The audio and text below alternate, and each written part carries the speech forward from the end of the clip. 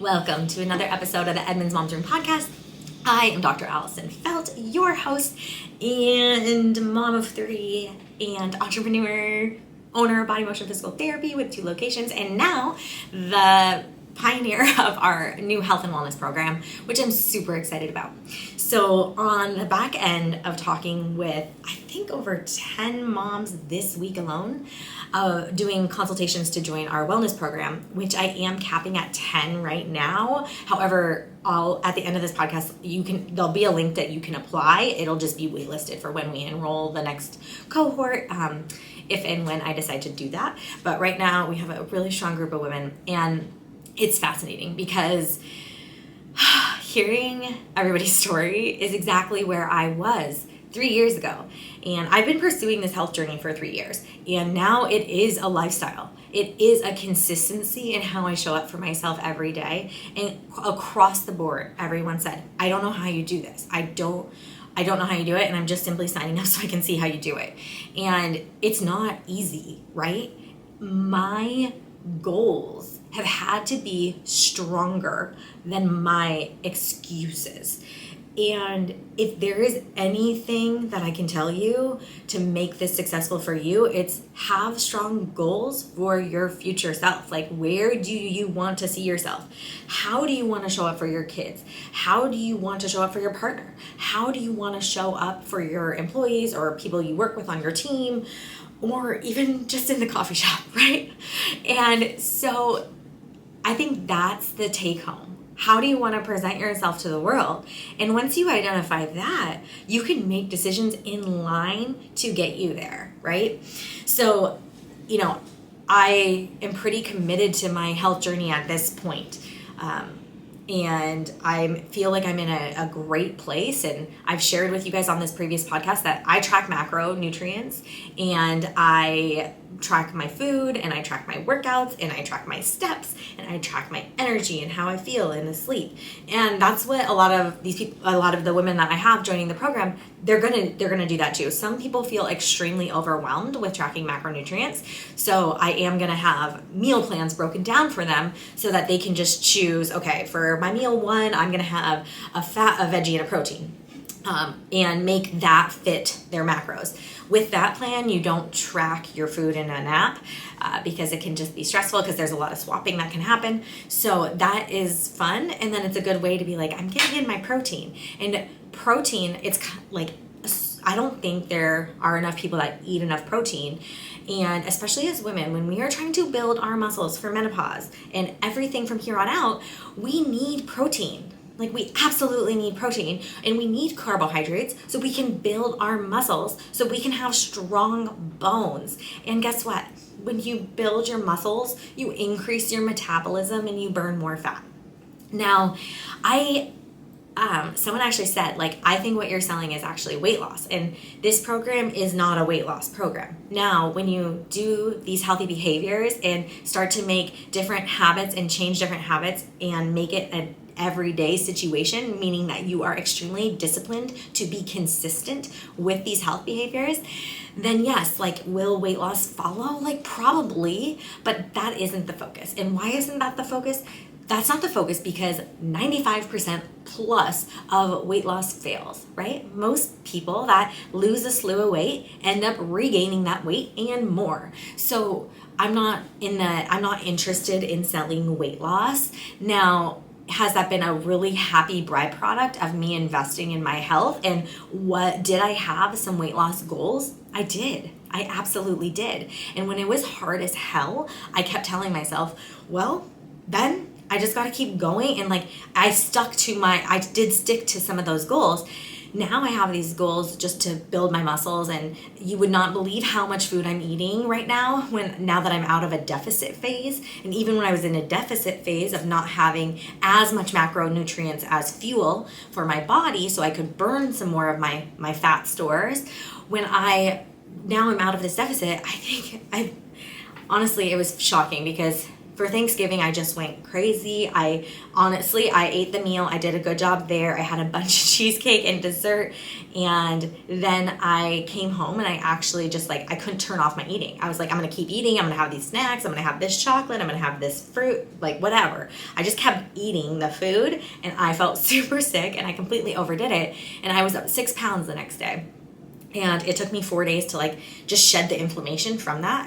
Then the following day I just got back on track onto my macros and, started feeding my body the right fuel and felt a ton better. And now I feel completely recovered. I felt completely recovered 5 days after that. And in the meantime, my personal coach, he was like, oh, like, that's what you do on a holiday, and like we're not gonna like shun you for that. Like this is okay, and you just got back on track, and now here we are. And he's like, and I want to increase your food because obviously you can tolerate a lot more food.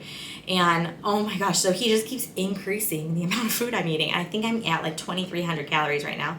So I have a good amount of carbohydrates, a good amount of fats, and I have a good amount of protein, and I am super satisfied. So like the thought of even actually like overeating or wanting to binge at night, because that's my jam, right? If you've heard any of the episodes, I have a tendency to want to binge eat at night, and that's been one of the things I've been fighting since the summer, and conquered it. And I shared that, and then I was actually dealing with it again when that episode came out, and then worked with Jess McEwen to really figure out like, why was I binging again? And it was because I wasn't speaking my truth fully, in my opinion, and then that has really curbed, and had enjoyed my Thanksgiving and just really, really went to town on Thanksgiving too much too, that I just had way too much fuel. My body didn't feel well.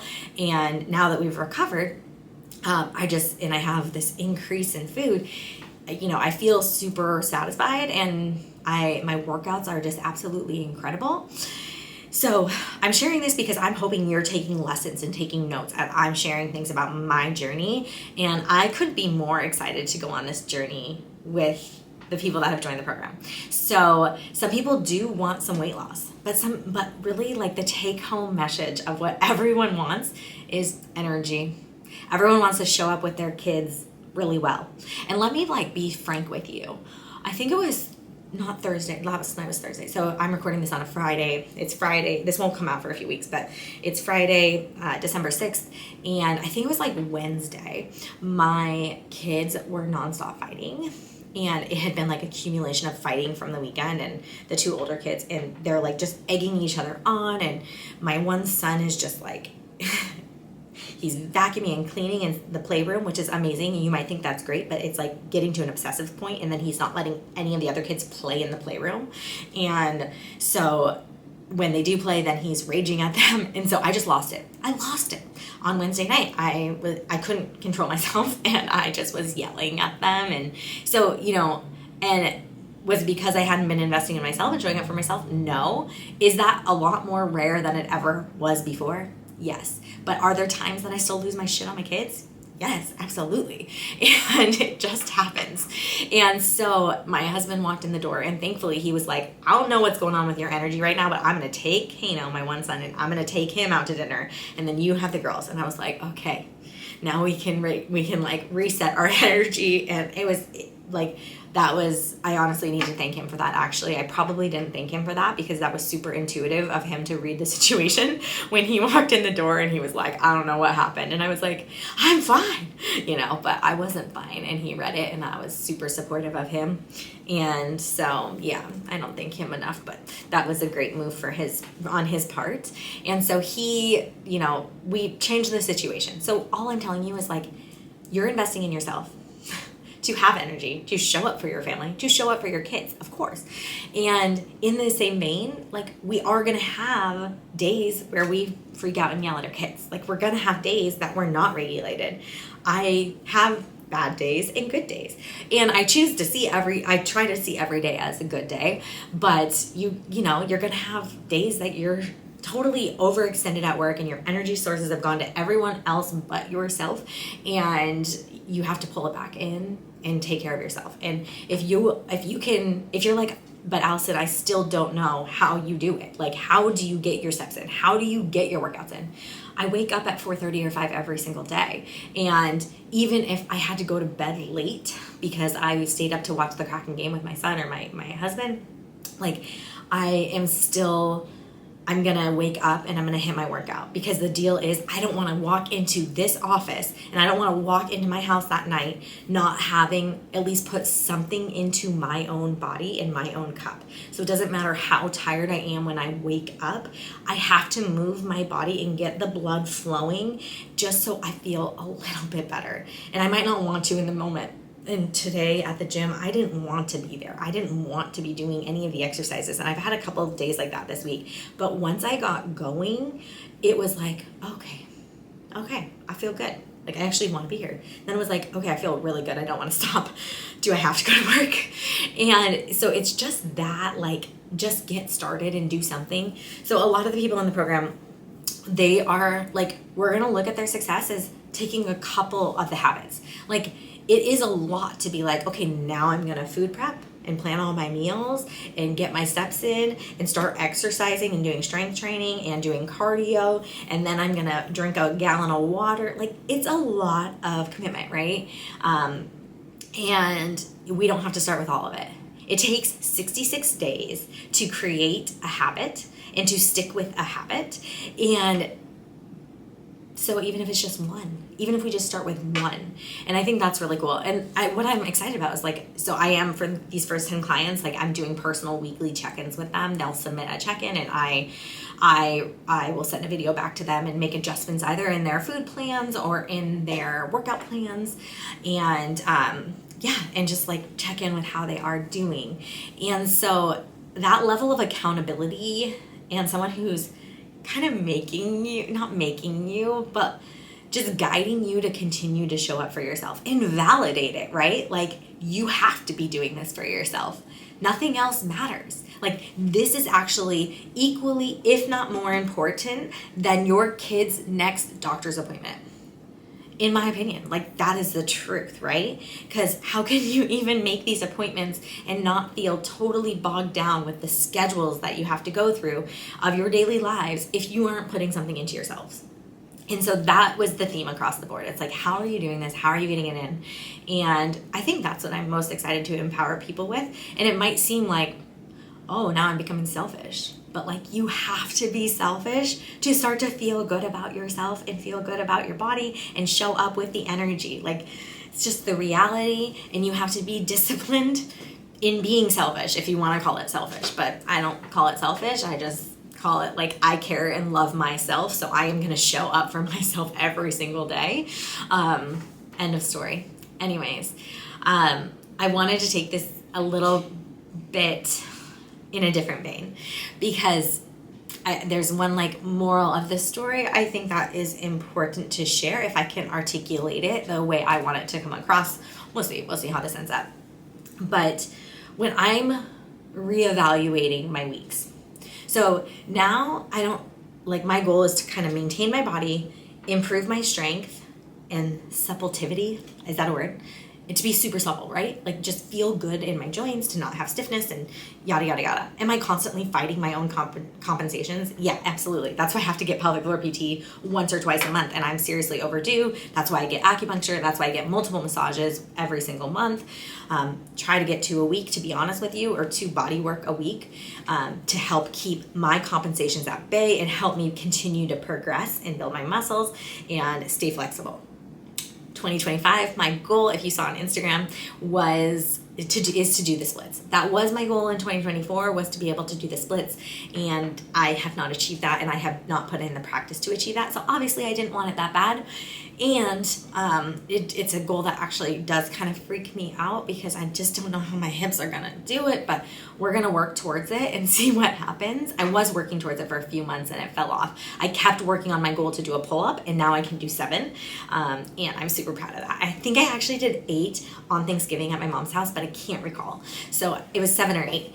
And I'm trying by January 1st to get to 10. We'll see how that goes. And so that has been super fulfilling. The other goal that I achieved was getting to a new baseline weight that I could maintain and that I felt really good in, that I could move my body with more ease in. And that's where I'm at now. So I do feel good about that, but that is consistent effort to stay there. But I'm super committed to it. And I'm in this special phase of life where since I've made the commitment and I've worked so hard to achieve it, I continue to push it because I can and I want to maintain this. And now that I have these habits, I don't want my life without these habits because they make me feel so good and show up so good. So there's that. When I am evaluating my week and I'm like, how did I live this week? Did I get my protein in? Did I drink my water every day? Did I take my vitamins? Have I invested in my future self? And I'm pretty good at that part. Okay? I am dedicated and disciplined to be good at that part. So I am constantly investing in my future self. To me, that's extremely important. I want to live to 100. I want to live to a healthy 100. I want to be happy and supple and just feel so good. I want to avoid the surgeries if I can. And equally, you have to enjoy the current form of your life, right? So you can invest in all the tools to protect your future self, but equally you need to live your current life and enjoy your current life. And I do feel like I am living my current life, but one thing my husband always says that actually like irks me is he's like, you need to have more fun. Like he's like, you're so serious all the time. Like loosen up, have fun. And honestly, it bugs me because I know he's right. And so one of the things I am working on is like just loosening up and trying to enjoy the moments a little bit more. And it's a work in progress because I'm so future driven and I'm so driven and like type A that I'm like invested in my future. But equally, I need to make sure that when I'm evaluating the weeks of did I hit my health plan and my health goals, did I also have a bunch of fun and enjoy the moments, and am I doing every day so I enjoy it? Because what is the point of living for the future if you're not enjoying the journey, right? So that has been a nice reflection that my husband actually presents to me. I'm actually going to send him this episode because I'm giving him a lot of shout outs, and I don't do that with him personally. Probably something I need to work on. But he really, there does bring a lot of value to our life, and I often fail to see that unless I'm articulating it here on a podcast. So that will be part of this, this constant evolution. It's like, am I too serious? Am I so binary thinking on my future and invested in my future that I can't enjoy the moments today? And one of the things that is actually like weighing on me a little bit is, I don't know if what you've heard, but I did stop drinking in August 2023. I stopped drinking, and then 2023, yeah. And then in March 2024, I was like, you know what? We're going on this couples vacation. I'm going to try and drink again. And I did not enjoy it at all. I didn't feel good even after just one. And I was like, I'm going to stop drinking again. This isn't for me. I don't want this to be a part of my life. I feel like it kind of lowers my vibration. I don't ever wake up feeling good, even if I've just had a little bit. And there's that. But equally, I'm like, honestly, this is what I'm thinking. Tonight is my favorite day of the year. This is December 6th, and my youngest daughter has her Christmas concert. I live for this concert, okay? I was actually supposed to be in Boston today and at a conference where I was like invited to speak, and I had to decline when the Christmas concert came out with the date. And I was like, okay, I guess I had to get my airplane ticket refunded because I'm like, I can't miss this concert. It means so much to me. And just like, it's cool. And I was like, and I only have one left. Like, she only has one more year of this concert after this year. So we have 2 concerts left. And so that's tonight. And I was honestly thinking, and every night after this concert, we go to Azteca. And it's one of my guiltiest pleasures of restaurants. Love Azteca. Like, and my husband thinks it's the worst Mexican food you can ever have. But for me, it's like, I just grew up going there, so I think it's a bit of nostalgia. And their refried beans are so good. And I just love Azteca. So we are planning to go to Azteca, and I was like, well, maybe I should plan to have a margarita. Like, maybe part of me really thinking about living for today is, like, I used to love margaritas. Who doesn't? And equally, do I have to be so binary in my not drinking that I can't enjoy one margarita and just enjoy it for that night, and then I won't drink again for a few months? I don't know. But that's part of the thinking that I'm trying to get you to see, and I guess I'm trying to share. It's like, we can't be all in on one thing without the balance of another. And whether, like for me, I've been all in on this health and fitness, and I think I've strayed away from not being able to enjoy life as much, according to my husband, right? So it's like, how can we balance these factors? And so maybe for me, it is going to be to have a drink. I don't know. Like, I don't actually care. Like, at first I was like, well, do I need to identify as like, I don't drink? And I don't know. It's this whole weird thing, because I might have a drink again in the future. My husband kept saying this whole time that I've been like working on my health so hard, especially for the last year and a half. It's been like the biggest investment came in myself. It was actually there since Jayla was born. So it really has been 3 years. But since I've had my nutrition on lock, it has been a year and a half. And so he keeps saying, like, are you just never going to drink again? And I'm like, I don't know, but I'm not drinking right now. But like, I'm not saying I'm not in the future. And I just don't know how to go about that or navigate that. But I do know that it doesn't make me feel good in the future, so that I have a hard time enjoying it in the present. But will I maybe have a glass of margarita? Maybe. This conversation that I had with myself this week that I'm sharing with you has got me thinking. So hopefully you haven't been totally lost in this episode, and you're able to follow, like, yes, be super invested in your future self, and yes, be super invested in your present journey and enjoy the shit out of it, because this is what we have now and what we have today. So it's just this fine balance, and that is what we're doing with the wellness program. It's like, yes, we are investing in our future selves. We are making changes in our health. We are making different habits, but we are also investing in our mental health and balancing the physical health, the mental health, the spiritual health, the financial health. Like, we are going to have financial conversations. This program is magic. And what I'm most looking forward to, honestly, is our bi-weekly conversations. So we'll have two times a month. We're doing a coaching call live, and honestly, it's great because it'll be a lot of Q&A and like just like collaboration.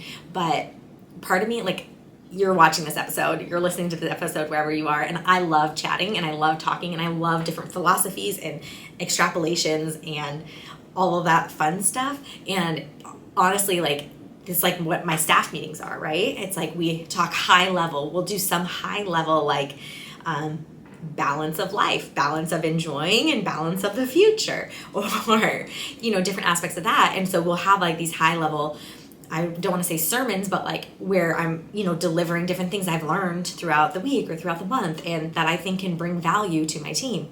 And the same thing will be true in this wellness program. We'll be here talking, and we will be here we'll be doing high level conversations on mindset, on souls, on mental health, and on fitness and health, and physical health and training, and becoming injury free. So we definitely will problem solve some injuries on these calls too. And it's just really cool, and I'm excited to see how it's evolving. So if you're interested at all, you can, I'm sure we'll put in the show notes a place to register for the program, at least get on the wait list. And when we open up that next phase, we will let you know. But in the meantime, I hope that you have a very happy holidays and start giving yourself a little bit of investment in your future self, but equally enjoying your present moments. I'm going to end this episode with some of the best advice. And I asked, so Angela, she is our customer care relations. If you call the clinic, you will talk with her, right? And so she actually, last night, I asked her, because I told her, I was like, I have to leave the office early on Friday. I honestly didn't even want to work today. I wanted to be able to go to the spa and just be super relaxed before I showed up for the Christmas concert. But we are super understaffed, and I was like, I'll help out. I'm going to help out. And so I am seeing some patients today, and I'm really excited to see those patients, and it'll be a really fun day, but it's a super busy day. So I asked her, I was like, I sent her pictures of Jayla last year, And I was like, I'm obsessed with this every year. And she's like, take me back. I remember those days so fondly. Then I said, Angela, what's the secret to make the most of these memories? She said, I'm going to read this multiple times. To allow yourself to be in the moment and feel zero guilt about it. It's so hard when the world is pulling you in 5 million directions, but she's only going to be 3 once. Oh my God, I'm going to cry. Like, it was so beautiful. And like, I just think of her, like, she's going to be 4 next year. She was 2 last year. Like, it is just so special, right? I don't think I was like this with my other 2 kids. Like, but the third, I guess, is just like a special, like, you know, it's your last, like, you're not going to hit it again. Something like that. I have no idea. So let me read that again. This was her advice. And I feel like this is amazing advice that we can all take into our holiday memories that we are creating with our children. To allow yourself to be in the moment and feel zero guilt about it. So hard when the world is pulling us in 5 million directions, but she's only going to be 3 once. Like, come on now. It was so good. I'm leaving you with that. I hope you have a very happy holiday season. I hope that somehow this podcast has touched you in a positive way, and I wish nothing but the best. Take care.